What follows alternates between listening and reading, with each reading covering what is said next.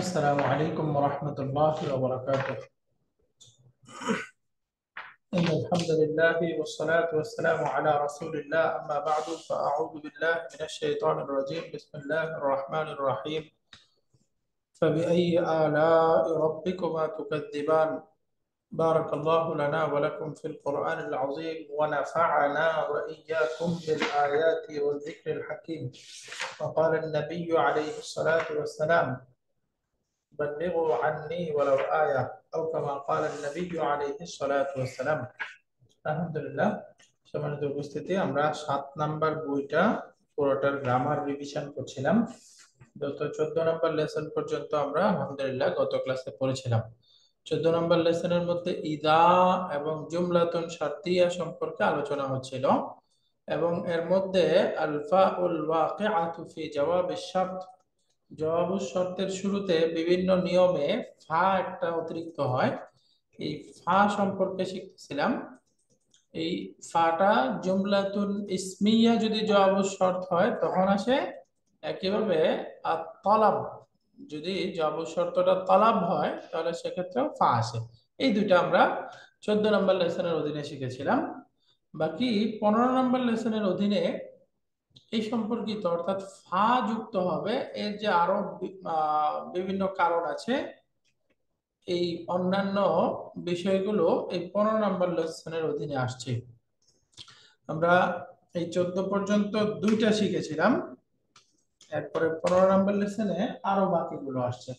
বাকি 15 নাম্বার লেসনে আগে তো ছিল শুধু ইদা সম্পর্কে আলোচনা, 15 নাম্বার লেসনে ইন এবং অন্যান্য যজন প্রদান করে এরকম আরো অন্যান্য আদাতু শর্ত সম্পর্কে আসছে। আমরা পড়েছিলাম ইন, মান, মা ইত্যাদি অনেকগুলো আছে, এগুলো আপনারা বইয়ের মধ্যে দেখে নিব আমরা। এখন ফা যুক্ত হয় আরো অন্যান্য যে বিষয়গুলো আছে, জুমলাতুল ইসমিয়া একটা আমরা পড়েছি। 2 নাম্বার পড়েছি যদি তলব হয়, জবাবুশ শর্তটা যদি তলব হয়।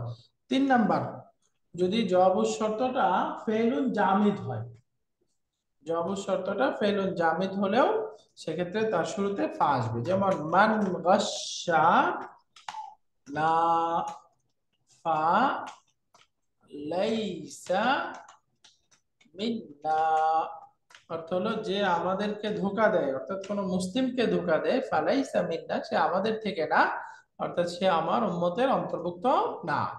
তাহলে এখানে জবাবুশ শর্ত হলো লাইসা মিন্না, তাহলে লাইসা একটা জামিদ ক্রিয়া, আর জবাবুশ শর্তটা যদি তার ক্রিয়াটা জামিদ ক্রিয়া হয় তাহলে সেক্ষেত্রে শুরুতে একটা ফা আসবে।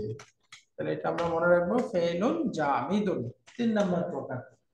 4 নাম্বার হলো জবাবুশ শর্তের শুরুতে যদি কাদ থাকে, কাদ কাদ থাকলেও এভাবে জবাবুশ শর্তটা শুরুতে ফা আসবে।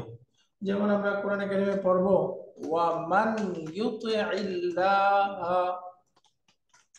ওয়া মান ইউতিইল্লাহ, অর্থ হলো যে আল্লাহর আনুগত্য করবে, ওয়া রাসূলাহু, এবং তার রাসূলের আনুগত্য করবে, তার জন্য কি পুরস্কার?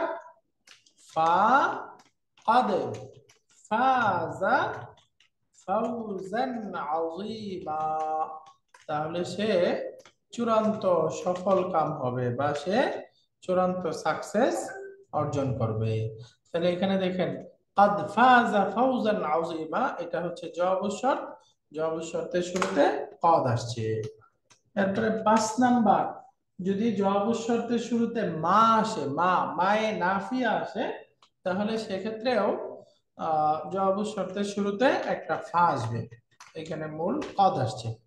যেমন আমরা একটা বাক্য বলি মাহমা তাকুনিজ জুরুফু, জুরুফ মানে হলো অবস্থা, পরিস্থিতি, পরিস্থিতি যাই হোক না কেন, মাহমা তাকুনিজ জুরুফু, এখন বলতেছে ফামা আকদিবু, আমি মিথ্যা বলতে পারি না, আমি মিথ্যা বলতে পারবো না, পরিস্থিতি যাই হোক না কেন। তাহলে মা আকদিবু, এই যে মা, এই মাটা হলো জবাবুশ শর্তের শুরুতে আসছে। তো জবাবুশ শর্তের শুরুতে মা আসলেও সেক্ষেত্রে জবাবুশ শর্তের শুরুতে ফা যুক্ত হবে। মার মতো লান, লান যুক্ত হলেও হবে।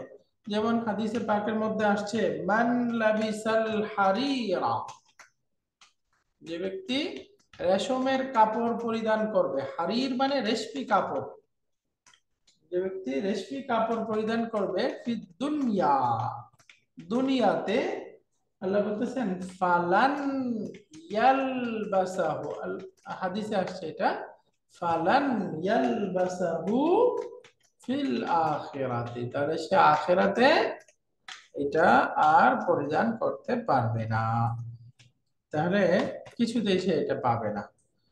এই যে এখানে যে অবসরের শুরুতে লান আসছে, এই জন্য দেখেন ফালান ইয়ালবাসাহু, এই ফাটা হলো জবাব শর্তের শুরুতে থাকা ফা। 7 নাম্বার আমরা পড়েছিলাম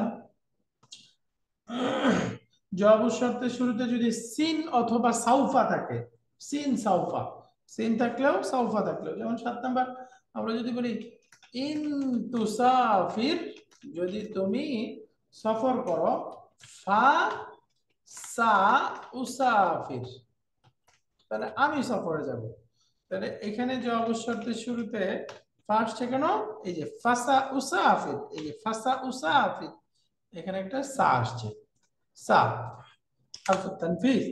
8 নাম্বার সাউফা আসলেও একই রকম, যেমন কোরআনে কারিমে আসছে ওয়া ইন খিফতুম আইলাতান ফাসাউফা ইউগনিকুমুল্লাহ, ওয়া ইন খিফতুম আইলাতান ফাসাউফা ইউগনিকুমুল্লাহু, এই যে ফাসাউফা ইউগনিকুমুল্লাহু মিন ফাদলিহি মান ইয়াশা,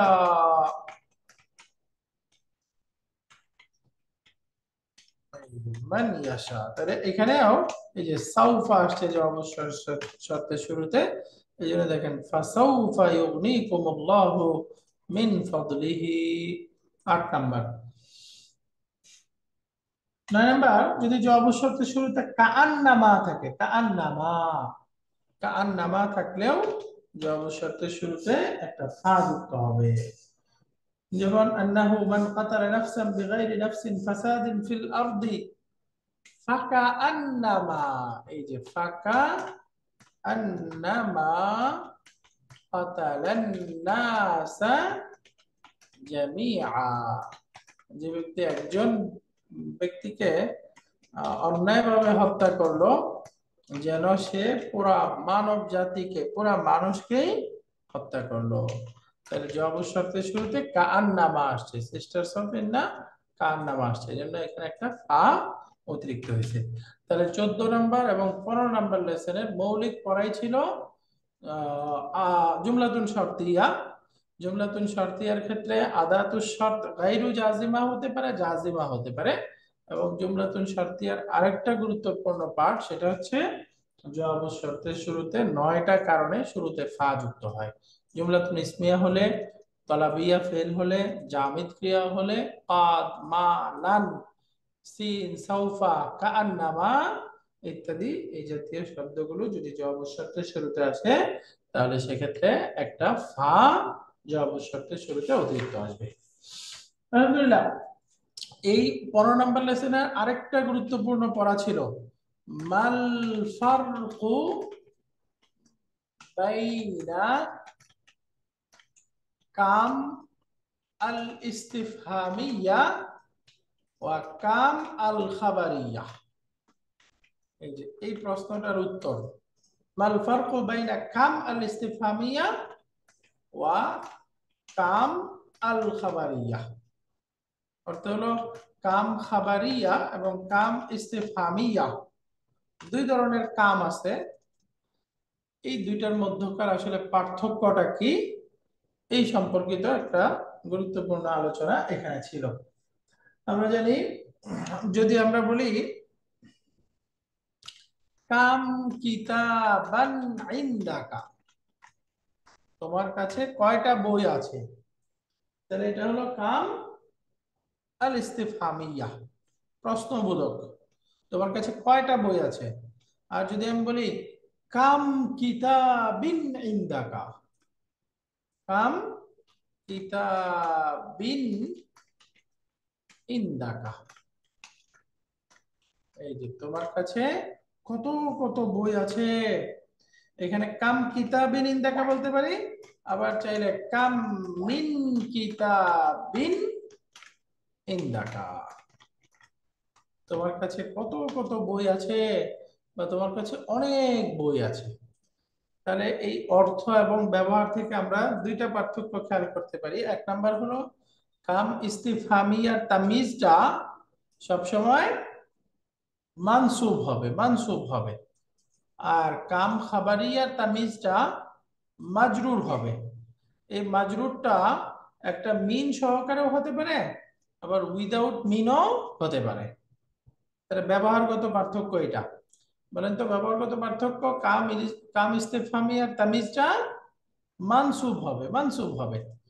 আর কাম খাবারিয়ার খবরটা তামিজটা মাজরুর হবে। বাকি কাম খাবারিয়ার মধ্যে মিন একটা থাকতে পারে। এটা হলো ব্যবহারগত পার্থক্য। আর অর্থগত পার্থক্য, কাম ইস্তেফামিয়া এটা প্রশ্ন বুঝাবে, এর দ্বারা সংখ্যা জানা উদ্দেশ্য হবে। আর কাম খাবারিয়া এটা খবর দিবে, মানে হলো একটা সংবাদ দিবে যে তোমার কাছে অনেক বই আছে, কত কত বই আছে। এই হলো অর্থগত পার্থক্য। বাকি এখানে আরেকটা নিয়ম আমরা পড়েছিলাম, যে কাম ইস্তেফামিয়া এবং কাম খাবারিয়ার মধ্যে, এখানে তো আমরা বললাম কাম কিতাবিন ইন্দাকা, কাম মিন কিতাবিন ইন্দাকা, এবং এর সাথে আমরা এই যে কাম খাবারিয়ার তামিজটাকে আমরা চাইলে বহু বচনে বানাতে পারবো, তাই না? এই যে কাম কুতুবিন ইন্দাকা, এভাবে বলতে পারবো। বাকি আমরা জানি ব্যবহারগত ভাবে এই যে কামের তামিজটা, খাবারিয়ার তামিজটা বহু বচন আর এক বচন কোনটা বেশি সাহিত্যপূর্ণ? মনে থাকলে বলেন তো। কাম খাবারিয়ার তামিজটা সাহিত্যপূর্ণ হলো এক বচন ব্যবহার করা, তাই না? এক বচন ব্যবহার করা, এক বচন ব্যবহার করা। আলহামদুলিল্লাহ। আর কাম ইস্তেফামিয়াটা এটা মানসুব হবে। বাকি যখন কাম ইস্তেফামিয়ার পূর্বে বি আসে, বিকাম, বিকাম, তখন সেটা মাজরুরও করা যায়, তাই না?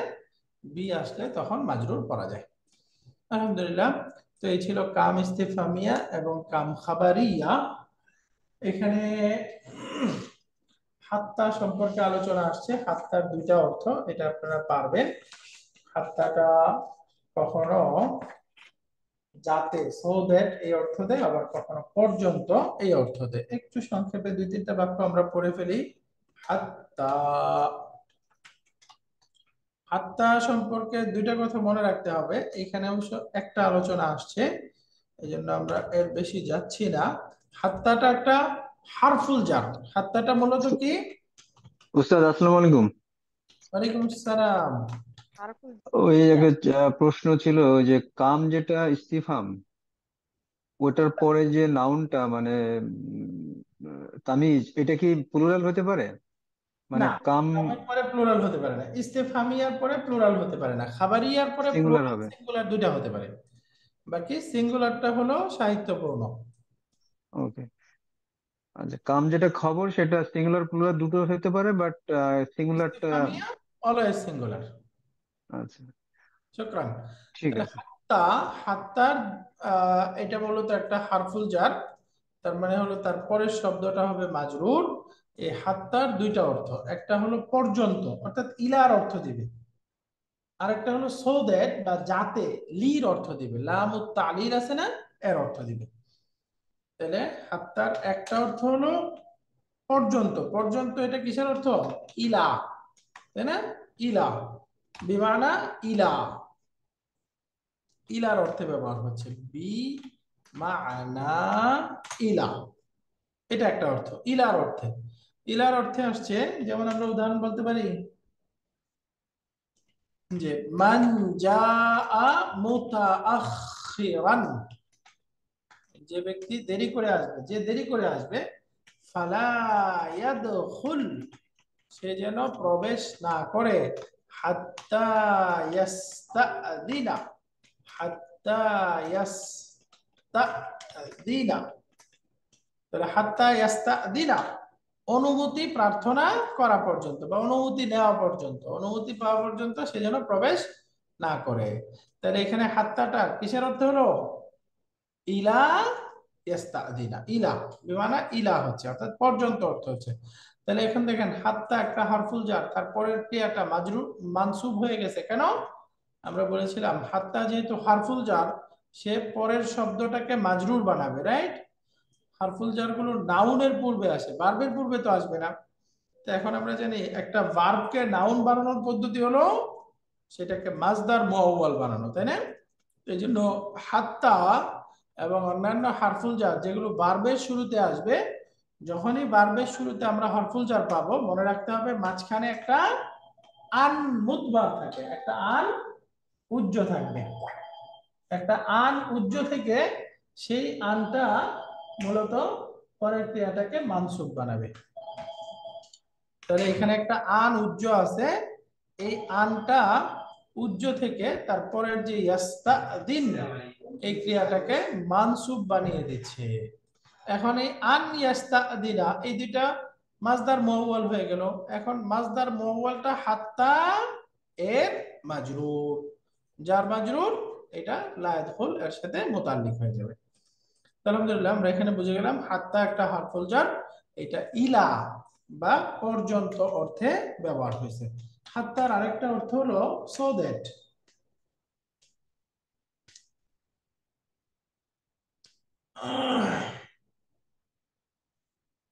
যেমন আমরা বললাম আদরুসুল লুগাতাল আরাবিয়াতা, অর্থ হলো আমি আরবি ভাষা শিখছি। আদরুসুল লুগাতাল আরাবিয়া মানে আমি আরবি ভাষা পড়ছি বা শিখছি। কেন? হাত্তা আফহামাল কোরআনা, কোরআনুল কারীম অনুধাবন করার জন্য, যাতে আমি কোরআনুল কারীম বুঝতে পারি। হাত্তা আফহামাল কোরআনা। তাহলে এখানে হাত্তাটা কিসের অর্থ দিচ্ছে? বিমানা লামুত তালিলি। লি, লি বিমানা লামুত তালিল। মাশাআল্লাহ, এখানে লি বলে দিই, বিমানা লি। এই যে হাত্তা লি আফহামাল কোরআনা, কোরআন অনুধাবন করার জন্য, তাই না? যাতে কোরআন বুঝতে পারি। তাহলে আফহামা এটা মানসুব হলো কেন? এই যে হাত্তার পরে ক্রিয়াটা মানসুব হয়ে গেল কেন? উস্তাদের আগে যে লি আছে উজ্জ, না, উজ্জ্বল একটা আন আছে, আন আন লি আন। প্লাস আন, জি হ্যাঁ, আন। লিটার দরকার নাই, এই হাত্তাটাই তো লির অর্থ দিচ্ছে, তো আর লি লাগবে না। এই হাত্তাটাই এখানে লি, হাত্তার অর্থটা এখানে কি? লি। আর এখানে হাত্তার অর্থটা ইলা। বাকি এই যে ক্রিয়াটা মানসুব হচ্ছে, আমরা জানি মুদারের ক্রিয়া মানসুব হয় আহ, কি বলে কন্ট্রোলার, নসবের কন্ট্রোলারের দ্বারা, তাই না? মানসুবের কন্ট্রোলারের দ্বারা। মানসুবের কন্ট্রোলার কি? আন, লান, কাই, ইদান, এগুলো হলো মানসুবের কন্ট্রোলার, তাই না? তো সুতরাং এই যে হাত্তা আফহামাল কোরআন আল কারীমা, এখানে এই যে আফহামা এই ভার্বটা আন উচ্চ থেকে মানসুব হয়ে গেছে। এটা হলো হাত্তা সম্পর্কে এখানকার আলোচনাটা। সাথে সাথে আমরা এখানে একটা ইসমুল ফেইল পড়েছিলাম। ইসমুল ফেইল, ইসমুল ফেইল মানে কি বলেন তো?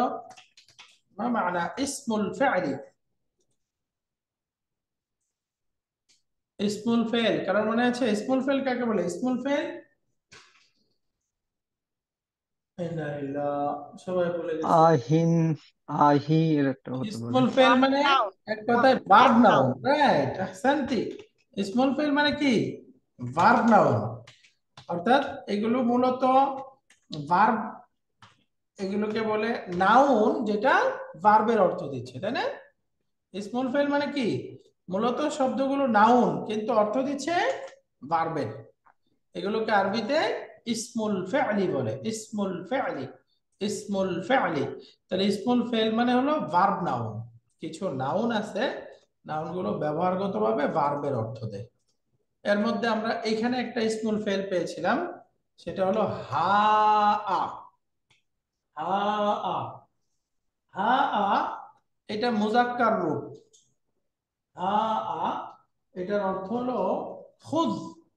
হা আ বিমানা খুদ, তুমি নাও, টেক, তুমি গ্রহণ করো, খুদ।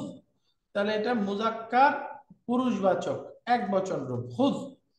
তাহলে এখন যদি বলি তোমরা নাও, তোমরা বহুবচন, তাহলে হবে হা উম, এই যে হা উম, এরকম তোমরা নাও। তাহলে এই হা উম অর্থ হবে খুদু, তোমরা নাও, খুদু, তোমরা নাও। এটার মুয়ান্নাস তুমি একজন মহিলা নাও, এটা আরবি হবে হা ই, হা ই। তাহলে এটার অর্থ হবে খুজি, এই যে মুয়ান্নাস এক বচন, তুমি নাও, হা ই।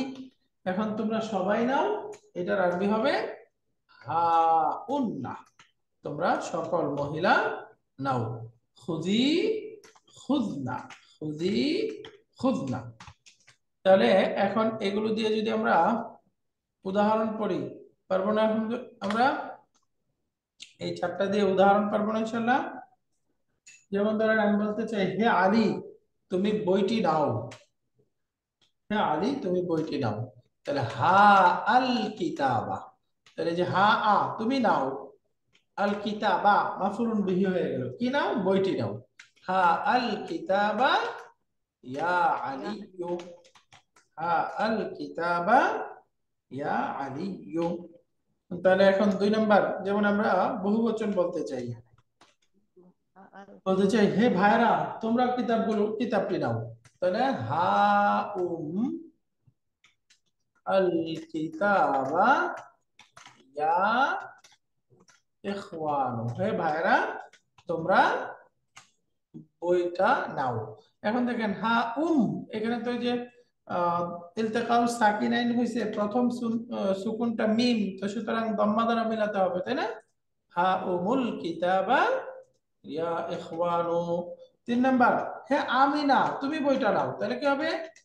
হা ইল কিতাবা ইয়া আমিনাতু, হে আমিনা তুমি বইটা নাও।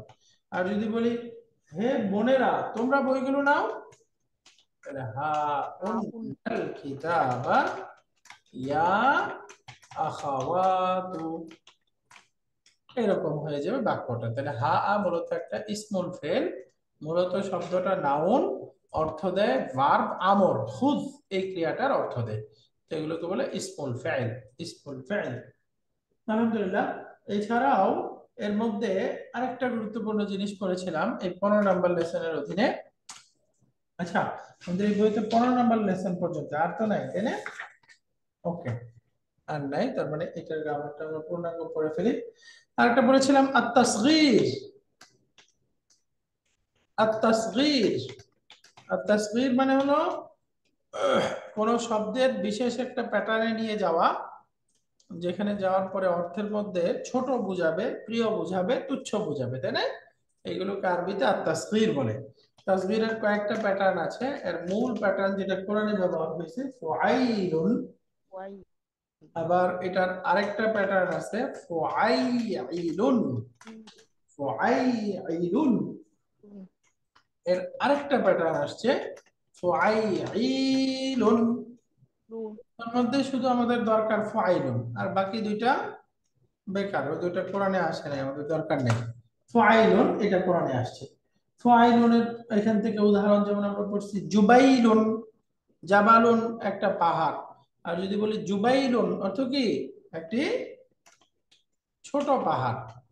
এই যে ফুআইলুন, এই দেখেন জাবালুন শব্দটা, এখন জাবালুন মানে একটি পাহাড়, তাহলে এই জাবালুন থেকে তাসগীর বানাবো, তাহলে কি হবে? জুবাইলুন, জুবাইলুন মানে একটি ছোট পাহাড়, একটি ছোট পাহাড়। এখন শব্দ ছিল ফুআইলুন, এই যে এই প্যাটার্নে ফুআইলুন, এই প্যাটার্নে যদি যাই, যেমন দিরহামুন একটা শব্দ, দিরহামুন, এই যে দিরহামুন মানে একটা মুদ্রা, রৌপ্য মুদ্রাকে আসলে দিরহাম বলে। তাহলে এখন যদি বলি কিছু দিরহাম, কিছু দিরহাম, তাহলে ফাইলুন এই স্ট্রাকচারে নিয়ে এসে আমাদেরকে বলতে হবে দুরাইহিমুন, তাই না? দুরাইহিমুন কিছু দিরহাম, কিছু দিরহাম। এখানে এক লাইনে নিয়ে যাই। এখন সর্বশেষ আসছে ফাইলুন, এই প্যাটার্নটা আসছে ফাইলুন এই প্যাটার্ন গুলো কোরআনে ব্যবহার হয় নাই, বাকি অল্প কিছু শব্দ আসছে। ফাইলুন, যেমন ফিনজানুন একটা শব্দ, একটা কাপ। এখন যদি বলতে চাই ছোট একটা কাপ, ছোট একটা কাপ, তাহলে হবে ফুনাইজিনুন। ফুনাইজিনুন একটি ছোট কাপ, ফুনাইজিনুন একটি ছোট কাপ। আলহামদুলিল্লাহ। 12 নম্বর লেসনের অধীনে আরেকটা ছোট্ট গ্রামার আসছে, কানা ক্রিয়াটা। আমরা কানা এবং তার মুদারের রূপটা জানি ইয়াকুনু, এবং এটার মাসদারটা জানি কাউনুন বা কাইনুনাতুন। কাউনুন বা কাইনুনাতুন, এটা হলো কানা এই ক্রিয়াটা। এবং কানা ক্রিয়াগুলো সম্পর্কে জানি, কানা এবং তার সিস্টার্স, এগুলোকে আরবিতে বলে ফি'লুন নাকিসুন। ফি'লুন নাকিসুন, ইনকমপ্লিট ভার্ব। এবং এগুলোর ব্যবহার হলো ইসমু কানা মারফু, খাবারু কানা মানসুব, এটা আমরা জানি। বাকি এখানকার আলোচনা হলো এই যে কানার যে মুদারের রূপটা আছে ইয়াকুনু, আমরা জানি শেষে দম্মা আছে, এটা একটা আজওয়াব প্যাটার্নের শব্দ, সুতরাং ইয়াকুনু এটা মারফু আছে, শেষে দম্মা, এর দ্বারা বোঝা যাচ্ছে এটা মারফু। এখন ইয়াকুনু থেকে যদি আমরা মানসুব বানাই, লান প্লাস ইয়াকুনু, তাহলে মানসুব রূপটা কেমন হবে? লান ইয়াকুনা। ইনশাআল্লাহ, লান ইয়াকুনা, এই যে ইকুয়াল টু লান ইয়াকুনা, তাহলে এখানে ফাতা দ্বারা মানসুব হয়ে গেল। তাহলে আমরা ইয়াকুনু এই রূপটা হলো মারফুউন ওয়া আলামাতু রাফইহি আদ-দাম্মাতু যাহিরাতু, আর ইয়াকুনা লান ইয়াকুনা এটা মানসুব ওয়া আলামাতু নাসবিহি আল ফাতহাতু আয-যাহিরাতু। এখন মাজজুম বানাবো, যেমন লাম প্লাস ইয়াকুনু, এখন এটাকে মাজজুম বলেন। মাজজুমটা কেমন হওয়া দরকার? লাম ইয়াকুন। এই তো মাশাআল্লাহ। তাহলে এখানে দেখেন মাজজুম বানাইলে আমরা এই যে মাজজুমের আলামত সুকুন, তাহলে সুকুন দিয়ে দেব, তাহলে আসলে হওয়ার কথা ছিল লাম ইয়াকুন। এই যে লাম ইয়াকুন এরকম বললে এই যে ইলতিকাউ সাকিনাইন হয়ে গেল। সকল আজওয়াব ক্রিয়াগুলোতে এই ঘটনা ঘটে। তো এই জন্য এখন এই যে দুর্বল অক্ষর মাঝখানে আছে ওয়াও, তাহলে এখান থেকে ওয়াওটাকে ড্রপ করে দিয়ে আসলে বলতে হতো লাম ইয়াকুন। লাম ইয়াকুন, এই যে লাম ইয়াকুন এটা ছিল স্বাভাবিক মাজজুম রূপ, কিন্তু এই কানা ক্রিয়াটার মধ্যে ডুয়ারিন পকেট যে পাঁচটা রূপ আছে, ডুয়ারিন পকেট যে পাঁচটা রূপ আছে, এই ইয়াকুন ওর মুদারের রূপটা, এই পাঁচটা মাজজুম রূপ, এই যে লাম ইয়াকুন বললে শেষে একটা নুন সুকুন আছে না, নুন সুকুন, এবং অনেক সময় এই যে তাখফিফান, তাখফিফান, তাখফিফান মানে সহজ করার জন্য বা উচ্চারণ। আসসালামু আলাইকুম উস্তাদ। ওয়ালাইকুম আসসালাম। উস্তাদ আজকে 8 নম্বর বই পড়ানোর কথা ছিল না? কেন এই বইটা শেষ করতে হবে না গ্রামারটা? না, ওই যে নোটিশে তো আপনিই তো দিয়েছিলেন উস্তাদ। না, ওইটা হলো আজকে শেষ করে তারপরে, আজকে জি। গ্রামারটা আগামী ক্লাস থেকে 8 নাম্বার বই শুরু হবে। আচ্ছা, নোটিশে কি এরকম ছিল আজকে থেকে শুরু হবে? জি উস্তাদ।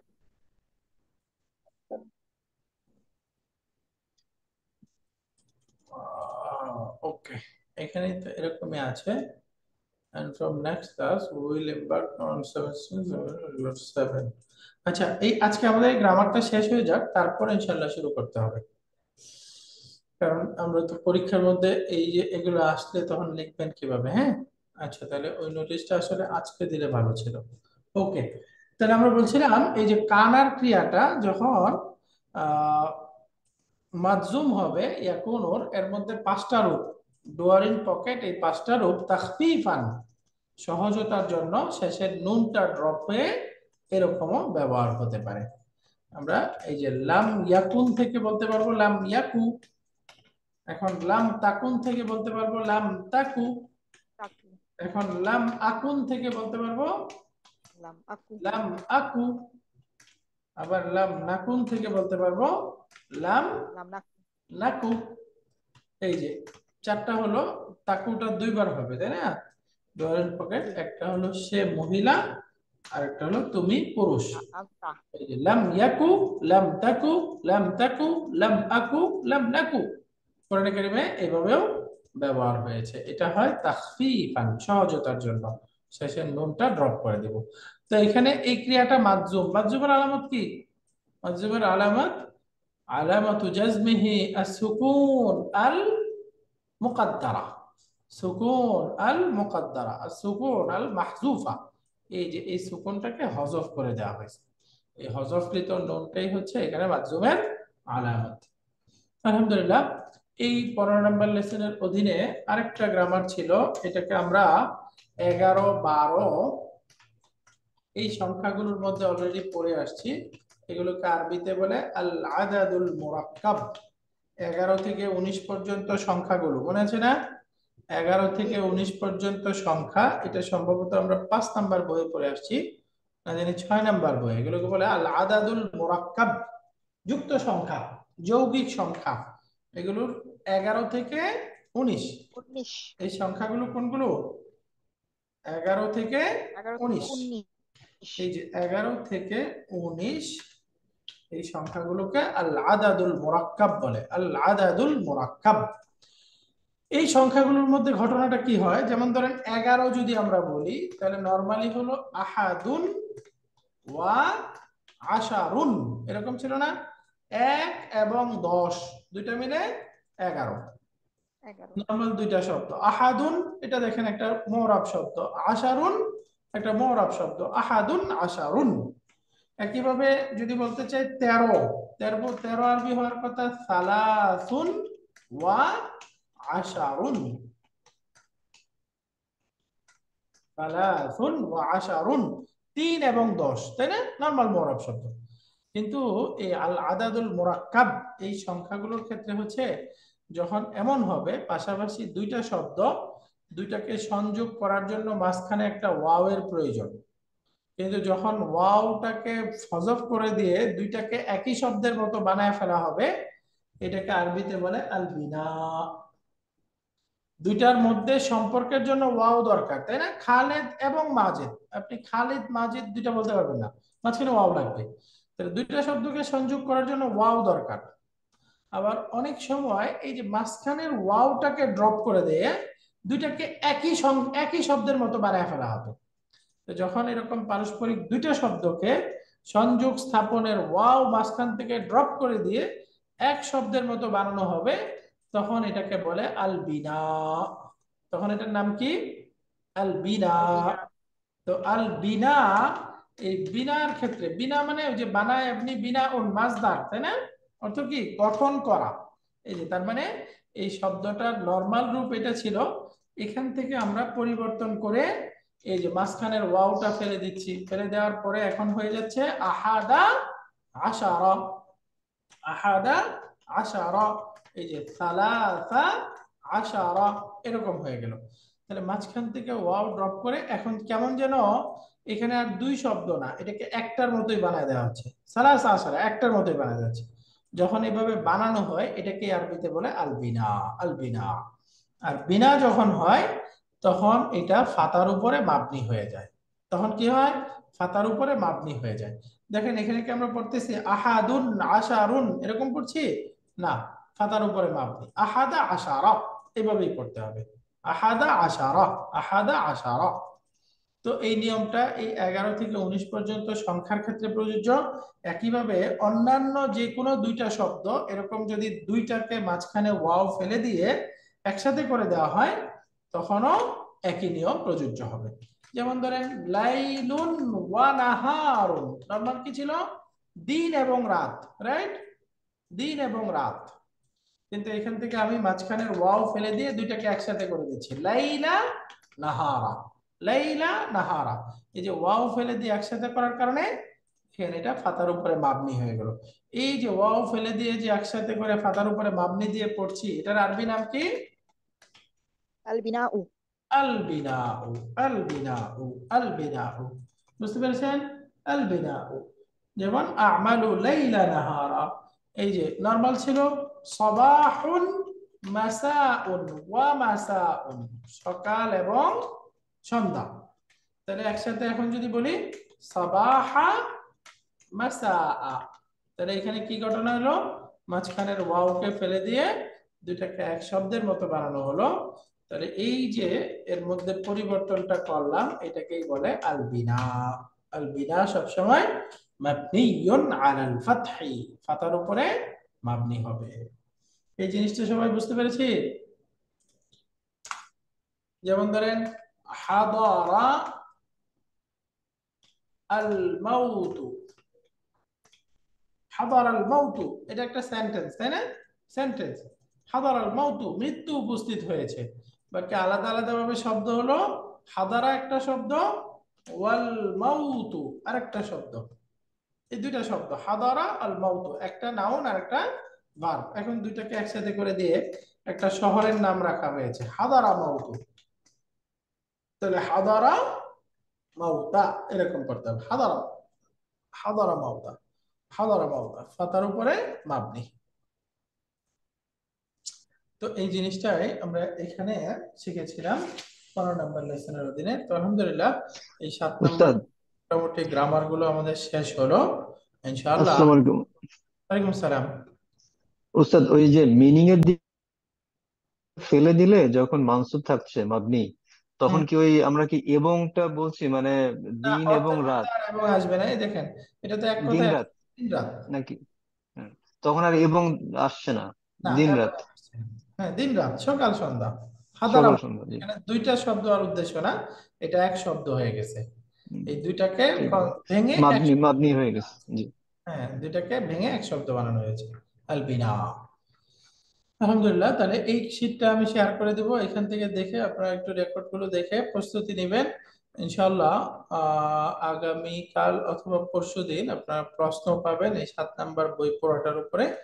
এই প্রশ্নকে কেন্দ্র করে একটু আপনারা এই বইটার প্রস্তুতি সারবেন ইনশাআল্লাহ। আগামী ক্লাস থেকে, অর্থাৎ আমাদের আগামী শনিবার থেকে আল্লাহ রহম করলে সেমিস্টার 8 শুরু হবে, 8 নাম্বার বইটা শুরু হবে। জাযাকুমুল্লাহ খায়ের। কারো প্রশ্ন আছে কিছু?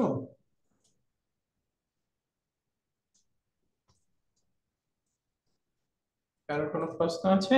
আলহামদুলিল্লাহ, আশা করি কারো প্রশ্ন নেই।